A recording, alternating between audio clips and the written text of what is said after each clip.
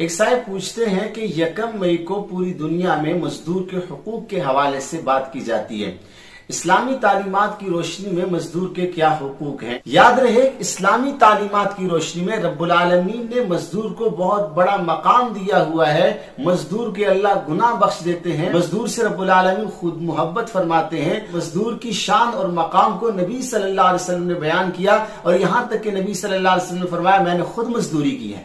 مزدور کے اسلام میں تو بہت سے حقوق ہیں، جن میں سے 10 حقوق ہم آپ کے سامنے بیان کرتے ہیں۔ ان حقوق کو سامنے رکھتے ہوئے مزدور سے مزدوری لینی چاہیے اور مزدور کو بھی اپنا مقام پہچاننا چاہیے۔ سب سے پہلا حق تو یہ ہے کہ اس کی عزت نفس کا خیال کیا جائے، اس کی عزت نفس پہ آنچ نہ آئے۔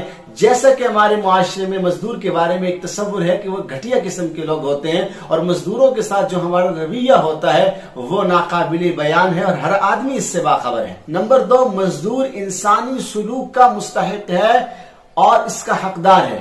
انسانی سلوک اس کے ساتھ روا رکھا جائے۔ قرآن حکیم میں اللہ پاک نے فرمایا نحن قسمنا بینہم معیشتہم فی الحیات الدنیا، جو اللہ تعالیٰ فرماتے ہیں کہ رحمت کی تقسیم ہم نے کی ہے، کسی کو امیر بنایا، کسی کو غریب بنایا، نظام عالم چل جائے اس لیے یہ سب کچھ کیا ہے۔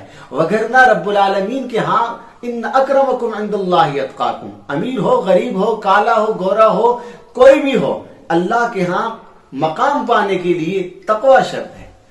الترغیب و ترہیب میں حدیث موجود ہے، نبی صلی اللہ علیہ وسلم نے فرمایا جس آدمی نے اپنے مملوک کے ساتھ، اپنے مزدور کے ساتھ حسن سلوک نہیں کیا، انسانی اقدار کو پامال کیا، وہ آدمی جنت میں داخل نہیں ہو سکتا۔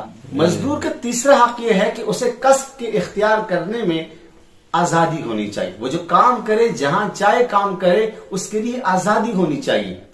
یہی وجہ ہے فرمایا قرآن حکیم وتعاونوا علی البر والتقوی ولا تعاونوا علی الاثم والعدوان، نیکی پر آدمی کے ساتھ معاونت کرنی چاہیے۔ آپ کسی کو زبردستی کوئی مزدوری نہیں کروا سکتے، مزدور کو آزادی ہونی چاہیے۔ مزدوری عبادت ہے، مزدوری کرنا اللہ کا قرب حاصل کرنا ہے، لہذا مزدور جہاں چاہے مزدوری کرے، مزدور کو آپ پابند نہیں کر سکتے۔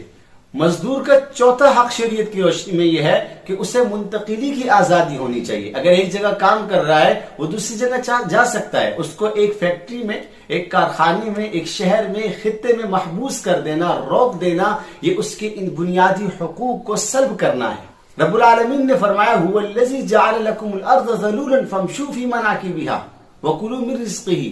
آیت کا مطلب یہی ہے کہ رب العالمین نے آپ سب کے لیے زمین کو نرم کر رکھا ہے، مسخر کر رکھا ہے، جہاں جی چاہے آپ جا کے رہیں، وہاں جا کے آپ مزدوری کریں، وہاں جا کے اللہ کی نعمتوں کو آپ استعمال کریں، کسی پر کوئی روک ٹوک نہیں ہونی چاہیے۔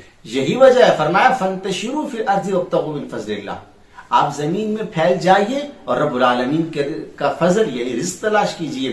اب کسی پر قدغن لگا دینا، کسی کو ایک خطے میں، ایک شہر میں، ایک کنٹری میں روک رکھنا، یہ نامناسب ہے اور مزدور کے بنیادی حقوق کو سلب کرنا ہے۔ مزدور کا چھٹا حق یہ ہے کہ کام کے مطابق اسے مزدوری دی جائے، جو اس نے کام کیا ہے اسی کے مطابق اس کو مزدوری دی جائے۔ وَأَلَّيْسَ لِلْإِنسَانِ إِلَّا مَا سَعَى، ویسے تو یہ آیت آخرت کے متعلق ہے، لیکن دنیا کے ساتھ بھی اس کا گہرا تعلق ہے۔ لہٰذا مزدور نے جو مزدوری کی ہے، جتنی مزدوری کی ہے، جو اس کا حق بنتا ہے اسے جائز حق دینا چاہیے۔ ان اللہ یأمرکم ان تؤدوا الامانات الی اہلیہا، تو لہٰذا اہل کو اس کے محنت کے اور اس کے مقام کے بقدر اس کو اس کی مزدوری دینا یہ سب پر لازم ہے۔ مزدور کا ساتواں حق یہ ہے کہ مزدور سے اس کی وسعت اور قدرت سے زیادہ کام نہ لیا جائے۔ قرآن حکیم میں اللہ پاک نے فرمایا لا یکلف اللہ نفسا الا وسعہا، کوئی کسی بھی نفس سے اللہ تعالیٰ کسی بھی جان سے اس کی وسعت اور گنجائش سے زیادہ اس کو مکلف نہیں بناتے، لہٰذا ہمیں بھی کسی کو اس کی قدرت اور طاقت سے زیادہ اس کو مکلف نہیں بنانا چاہیے۔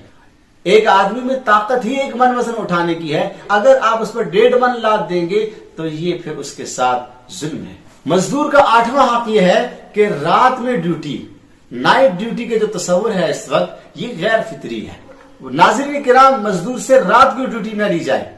آج کی جدید معاشی دنیا میں نائٹ ڈیوٹی ہماری زندگی کا ایک حصہ بن چکا ہے، اس کے خلاف بولنا اب محال ہو چکا ہے اور لوگ اس کی طرف توجہ نہیں دیتے، حالانکہ فطری بات یہ ہے کہ ڈیوٹی دن کو کی جائے۔ سورۃ النبا آیت نمبر 11 میں رب العالمین نے فرمایا وَجَعَلْنَا النَّهَارَ مَعَاشًا، ہم نے دن کو معیشت کے لیے بنایا ہے، روزی کے لیے، مزدوری کے لیے ہم نے دن بنایا ہے، رات کو ڈیوٹی نہ لی جائے۔